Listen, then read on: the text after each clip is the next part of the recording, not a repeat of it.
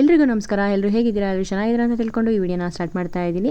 ಇವತ್ತು ನಾನು ಚಾಮುಂಡಿ ಬೆಟ್ಟಕ್ಕೆ ಹೋಗೋಣ ಅಂದ್ಬಿಟ್ಟು, ಅದು ಮೆಟ್ಲು ಹತ್ಕೊಂಡು ಹೋಗಬೇಕು ಅಂದ್ಬಿಟ್ಟು ನಾವು ನಮ್ಮ ಕೊಲೀಗ್ಸ್ ಎಲ್ಲ ಹೋಗ್ತಾ ಇದ್ದೀವಿ. ಸಖತ್ತಾಗಿತ್ತು ಎಕ್ಸ್ಪೀರಿಯೆನ್ಸು.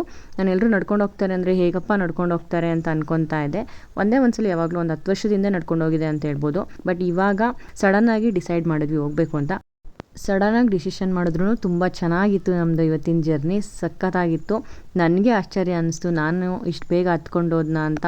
ಎಷ್ಟು ಜನ ಬರ್ತಾಯಿದ್ರು ಗೊತ್ತಾ. ಅದ್ರ ಜೊತೆಗೆ ನನ್ನ ಮಗಳು ಕೂಡ ಬಂದಳು. ಚಿಕ್ಕವರು ದೊಡ್ಡವರು ಅಂತ ಏನಿಲ್ಲ, ಎಲ್ಲರೂ ಹತ್ತುತ್ತಾ ಇದ್ರು. ಎಲ್ಲರೂ ಎಷ್ಟು ಖುಷಿಯಾಗಿ ಹತ್ತಾಯಿದ್ರು ಗೊತ್ತಾ. ಅದ್ರ ಜೊತೆಗೆ ವಾಕ್ ಹೋಗೋರು ಕೂಡ ಡೈಲಿ ವಾಕ್ ಮಾಡ್ತಾ ಇರ್ತಾರೆ, ಸೊ ಅವರು ಕೂಡ ಡೈಲಿ ಹತ್ತುತ್ತಾರೆ ಅನಿಸುತ್ತೆ. ಅದ್ರ ಜೊತೆಗೆ ಮಾಮೂಲಿ ಜನಗಳಂತೂ ನನಗೆ ಆಶ್ಚರ್ಯ ಎಲ್ಲರೂ ಹೆಂಗೆ ಹತ್ತುತ್ತಾ ಇದ್ದಾರೆ ಅಂತ. ಬಟ್ ನನಗೂ ಅದೇ ರೀತಿ ಎಕ್ಸ್ಪೀರಿಯೆನ್ಸ್ ಆಯಿತು.